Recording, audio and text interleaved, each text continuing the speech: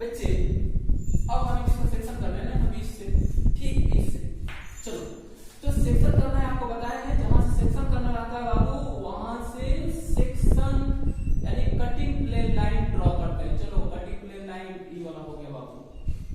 और आपको बताए हैं कटिंग प्लेन लाइन जो ड्रॉ करते हैं बच्चे, कटिंग प्लेन लाइन ड्रॉ करते हैं, वह लाइन जो होता है बच्चे ऑब्जेक्ट के अंदर जो होता है वह थिक होता है बाबू, एकदम हल्का होता है,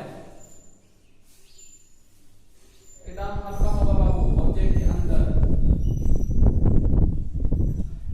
ठीक है बाबू।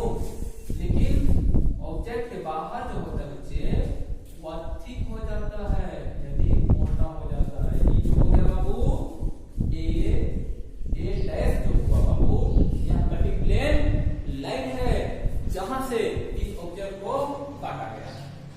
इमेजिन करो, अब काटने के बाद इसको हम अलग कर दिए, ये जो करना वो इमेजिन करना, क्योंकि आप ड्राइंग पढ़ रहे हो तो ड्राइंग अगर आप इमेजिन नहीं करोगे तो ड्राइंग बिल्कुल नहीं आएगा समझ। आप इसको अलग करके अलग करने के बाद क्या नजर आएगा, अलग करने के बाद इसी तरह से तो फेस नजर आएगा बाबू। यहाँ पर क्या चेंज हो जाएगा? बिल्कुल चेंज नहीं होगा। जो फेस यहाँ नजर आ रहा है बिल्कुल काटने के बाद वही फेस नजर आएगा। इसका मतलब इस फेस का जो व्यू होगा वही व्यू यहाँ काटने के बाद बनेगा, यानी इसका व्यू और कटा हुआ यानी काटने के बाद बनाया गया व्यू दोनों सेम होगा। मैं इसको इस तरह से होगा, समझ रहे हैं ना? अब एक चीज देखो बच्चे, अब यहां से काट दिए, यहां से काट रहे हैं, यहां से काट रहे हैं, यहां देखो काट देंगे, काट कर अलग कर देंगे, ये जो हॉल है ना, ये हॉल ये तो कंप्लीट नजर आएगा ना, क्या कंप्लीट नजर आएगा? काटने के बाद इसको हम अलग कर दे रहे हैं तो ये हॉल और ये हॉल तो कंप्लीट नजर आएगा। जब कंप्लीट नजर आ रहा है बाबू तो ये हिडन जो है ना बाबू ये तो खत्म हो गया ना रे बच्चा, बोलो हिडन क्या हो गया बाबू?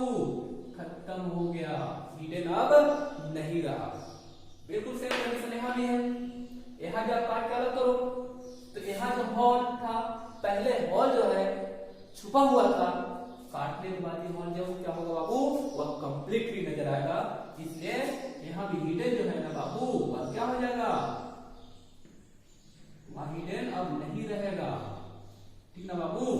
अब देखो, अब हैचिंग कौन सा भाग को करेंगे? तो हॉल वाला भाग को छोड़ के बाकी जो बचेगा उसको हैचिंग करेंगे। मींस किसको बाबू? इसको छोड़ देंगे, इसको छोड़ देंगे, बाकी भाग को क्या करेंगे? हैचिंग कर देंगे। तो हैचिंग करने का तरीका बताया है और ध्यान से देखना एक बार फिर से, ये देख लो, जो भी हैचिंग लाइन आप ड्रॉ करोगे, जो जिसको आप बेस ले रहे हो उस बेस से 45 डिग्री एंगल पर हैचिंग लाइन ड्रॉ करेंगे, हैचिंग लाइन को रखेंगे और प्रत्येक लाइन के बीच का जो गैप होगा बाबू 1 से 1.5 mm या कभी 1 से 2 mm भी रखा जाता है, कोई दिक्कत नहीं है। तो चलो यहाँ देखते हैं, हैचिंग करो। चलो इसी को बेस लेके कर रहे हैं, देखो इस तरह से ये हैचिंग हुआ बाबू, उसके बाद देखो यहाँ से हैचिंग कर देते इस तरह से,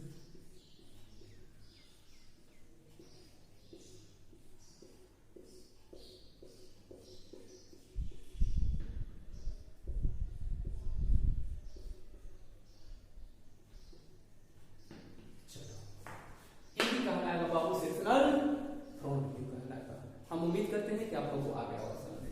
ये कहना है सेक्शनल पॉइंट ऑफ व्यू, लेकिन अब सिर्फ इसको निकालकर छोड़ना नहीं है, कहानी खत्म नहीं हुआ है। इसके बाद में हमें निकालना होगा बाबू टॉप व्यू निकालना होगा और साथ में निकालना होगा बाबू साइड व्यू। तो चलो टॉप व्यू देखते हैं। तो पहले टॉप व्यू के लिए डायमेंशन देखते हैं, वीडियो लंबा जा रहा है इसलिए जल्दी जल्दी बताने की कोशिश कर रहे हैं। देखो लंबाई होगा और चौड़ाई होगा, लंबाई तो ही रहेगा ना, लंबाई कितना है 200 यानी 200, तो लेंथ हो जाएगा बाबू 200 हो जाएगा। चौड़ाई कितना होगा क्योंकि आप ऊपर से देख रहे हैं ना, तो ऊपर से देखो तो दो ही डायमेंशन नजर आएगा, या तो लंबाई नजर आएगा या फिर चौड़ाई नजर आएगा। ये जो करते हैं ना, तो चौड़ाई कितना आएगा 60 आएगा, क्या 60 से ज्यादा चौड़ा है? बिल्कुल नहीं है, तो 60 हो जाएगा। मींस अब देखो लंबाई 200 है तो फ्रंट व्यू का जो लेंथ है ना, टॉप का भी लेंथ जो होगा बाबू उसी के अकॉर्डिंग होगा, उसी के साथ में होगा। ठीक है बाबू, उसी के साइड में होगा। मींस 200 यहाँ पर है तो 200 क्या करेंगे बाबू, यहाँ भी लेके हो जाएगा, या फिर यहाँ से आप लाइन प्रोजेक्ट कर दो, चलो निकल जाएगा। इस लाइन को आगे बढ़ा दो और यहाँ से 60 काट दो, चलो हो गया, ये 60 हो गया। अब बाबू ऑब्जेक्ट कैसे, मींस बच्चे ध्यान दो, अगर इसको आप प्रोजेक्ट करोगे तो इस तरह से बनेगा बाबू। चलो इसको आप प्रोजेक्ट कर दो, चलिए चलिए निकल गया, ठीक है।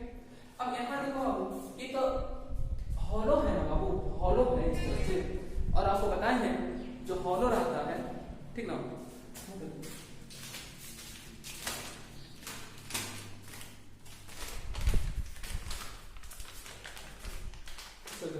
ऐसे इस तरह से। लेकिन जब हम प्रोजेक्शन की बात करेंगे तो इस एज की सभी लाइन को हम ज्वाइन करेंगे ना नीचे प्लेन पर ज्वाइन करेंगे तो कंप्लीटली क्या होगा, एक रेक्टेंगल नजर आएगा। इधर से भी ज्वाइन करो आप इस तरह से, इधर से करो, इधर से करो, इधर से, चारों तरफ से आप क्या करो, लाइन इस ऑब्जेक्ट इस फेस के एज को क्या करो बाबू, ज्वाइन करो आप।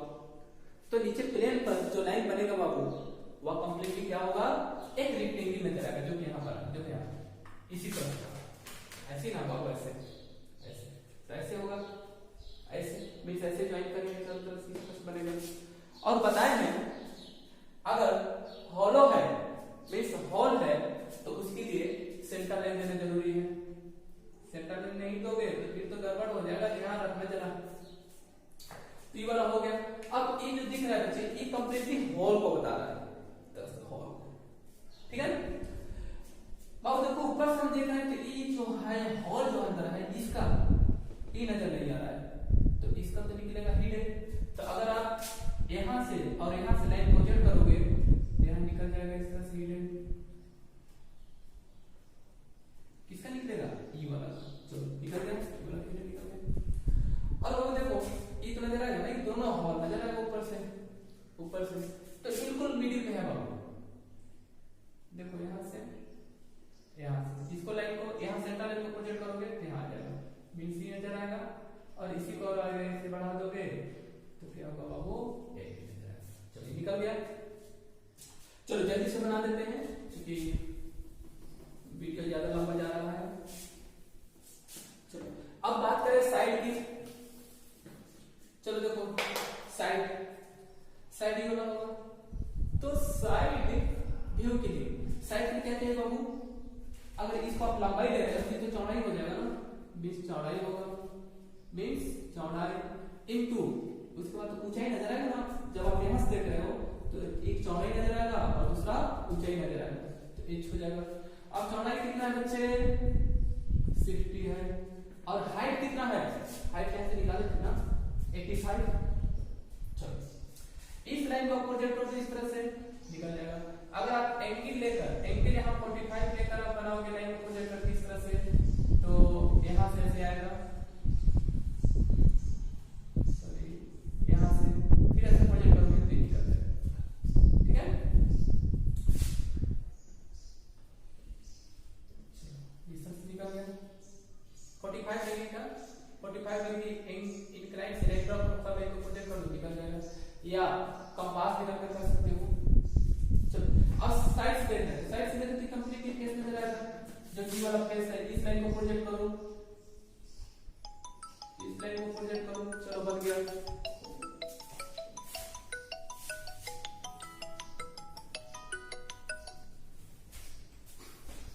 चलो इस लाइन को प्रोजेक्ट करते हैं, ई फेस सभी इसको बढ़िया से कर देते हैं।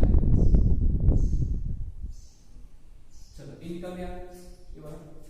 उसके बाद देखो ये जो है कंप्लीट ऐसे नजर आएगा, क्योंकि ऐसे है ना, ऐसे देख लो ऐसे। और आप देख कहां से रहे हो बाबू, साइड में यहां से देख रहे हो। और लाइन को ऐसे प्लेन रख करके प्लेन पर लाइन को ऐसे आप प्रोजेक्ट करोगे, इस एज को ऐसे ऐसे प्रोजेक्ट करोगे, चारों तरफ प्रोजेक्ट करोगे तो कंप्लीटली सामने जो बनेगा इसी तरह से रेक्टेंगल बनेगा। देखो इस तरह से बनेगा। लेकिन हाँ ये हॉलो है तो सेंटर लाइन तो देना ही पड़ेगा बाबू। तो देखो सेंटर लाइन प्रोजेक्ट करो आप, तो ई हो जाएगा बाबू, सेंटर लाइन हो जाएगा, यही तो है सेंटर लाइन। ये अंदर हॉल नजर नहीं आएगा क्योंकि थ्रू डी ऐसे है, इसको जो देखो ना बाबू, इसी तो हॉल है, इसी लाइन को प्रोजेक्ट करो आप, तो देखो हिडन आ गया। इस लाइन को प्रोजेक्ट करो तो यहाँ पर हिडन निकल गया, चलो इसका हिडन निकल गया। उसके बाद छूट रहा है बाबू, ई वाला हॉल छूट रहा है। देखो जो सामने देखोगे कि थोड़ी हॉल है, लेकिन इस साइड से नजर नहीं आ रहा है, ठीक ना। देखो ई वाला इसी लाइन को आप प्रोजेक्ट करो तो यहाँ आ जाएगा, मींस यहाँ पर सेंटर ले दे दो। और डायमीटर तो पता है कितना है, डायमीटर बाबू देखो कितना था, 22 था, 22 है, तो रेडियस कितना होगा, 11 हो जाएगा बच्चे। ये हो गया बाबू साइड निकल गया, ये टॉप निकल गया, और ये हो गया बाबू फ्रंट निकला, लेकिन ये कहलाएगा बाबू सेक्शनल फ्रंट व्यू कहलाएगा। अब आप चाहो तो इस लाइन को आप रख सकते हो, इस लाइन को आप रख सकते हो, लेकिन लाइन जो है ना बहुत ही हल्का रखना है, ध्यान रखना है। इसको आप रख सकते हो, लेकिन काफी एकदम हल्का, बहुत हल्का रखना है इस तरह से, ठीक है। क्योंकि इस लाइन को हमें दिखाना नहीं रहा है, हमें दिखाना भी वाला है, इसको रखो तो बहुत हल्का रखना, ठीक है। लेकिन हम यहाँ नहीं दे रहे हैं, ठीक है, क्योंकि आप कंफ्यूजन करोगे, नहीं दे रहे, लेकिन आप रखोगे तो रखना। चलो अब डायमेंशन करते हैं, जरा डायमेंशन तो कर लोगे या कर दे।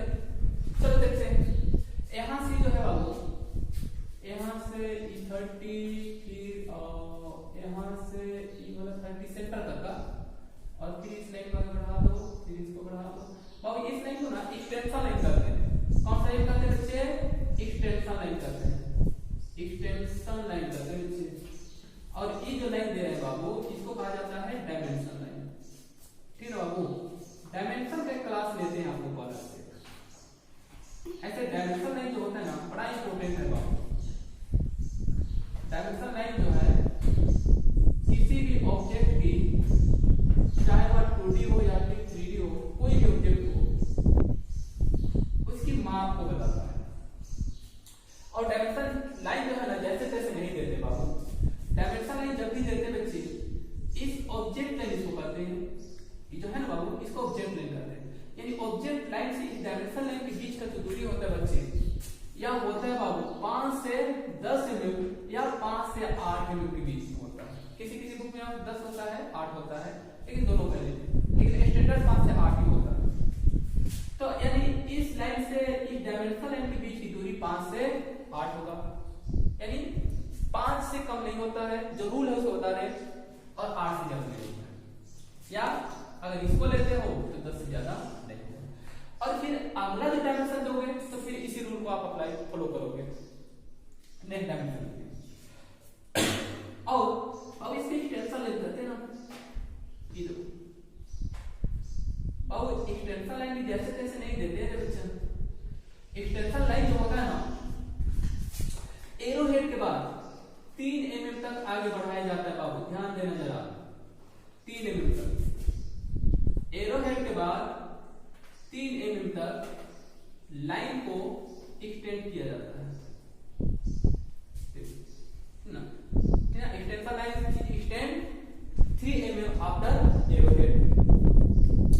अब यहाँ ना जगह नहीं है, लेकिन थोड़ा सा इसमें लिख देते हैं, 30 हो गया और ये हो गया 200 था, और बाकी इसको घटा कर देख लो, कितना आया 260, 140, ठीक है।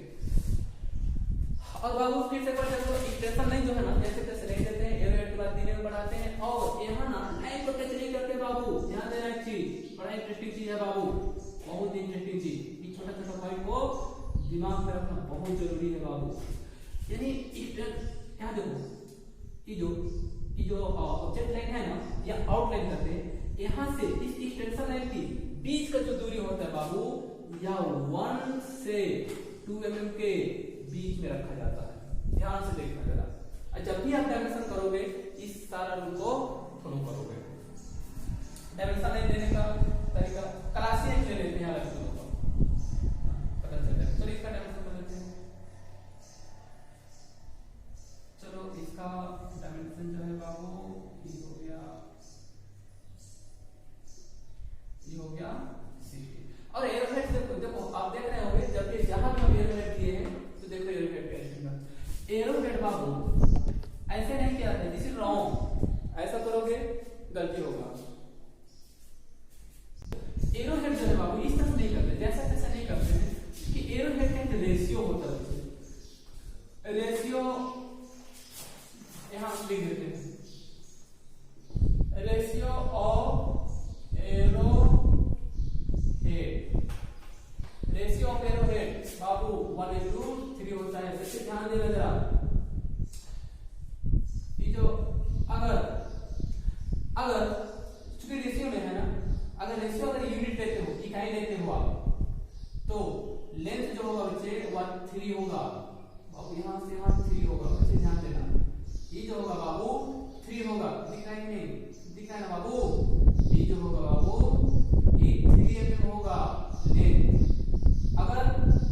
अगर रेशियो अगर यूनिट रखते हो, और ये लेंथ हो गया बच्चे, ये हो गया बाबू 3 mm, और इसका वाइड इस चौड़ाई जो होता है बच्चे, चौड़ाई जो होता है ना बाबू वह 1 mm का होगा। अगर इकाई यूनिट अगर लेते हो, अगर 2 लेते हो तो फिर इसी रेशियो में बढ़ेगा। इसका वाइड जो होगा, एरो हेड का वाइड 2 होगा, तो लेंथ कितना हो जाएगा? 6 होगा। तो जब भी आप दोगे बाबू, आप कोशिश करना कि जो रूल है इसको आप फॉलो करो, जैसे तैसे नहीं देना। जैसे तैसे दोगे गड़बड़ हो जाएगा, ठीक ना बाबू? नंबर कटेगा ना, और ऐसे भी कॉन्सेप्ट भी क्लियर नहीं होगा।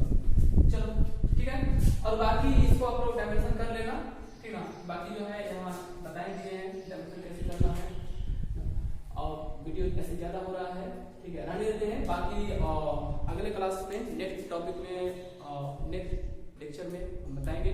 और अगर आपको वीडियो अच्छा लगा होगा तो आप सब्सक्राइब जरूर कीजिएगा, और साथ में बेल आइकन को भी दबा दीजिएगा, और लाइक तो बनता है यार, एक तो जरा लाइक भी कर लेना, ठीक ना? और इसके अलावा आप जो है बच्चे, आप रही बात आप हमें लाइक करो या ना करो, सब्सक्राइब करो ना करो, बात की बात है, लेकिन यहाँ जो है बाबू आप अपने दोस्त यार को फॉरवर्ड करके, ठीक ना, उसको आप भेजना, उसको आप दिखाना, उसको बताना कि आपका अच्छा चल रहा है, और उसको कोशिश करना जितना मतलब आपके थ्रू बच्चे लोग पढ़ पाए बेटर होगा। इससे बड़ा अचीवमेंट मेरे लिए नहीं हो सकता है। Thank you Babu.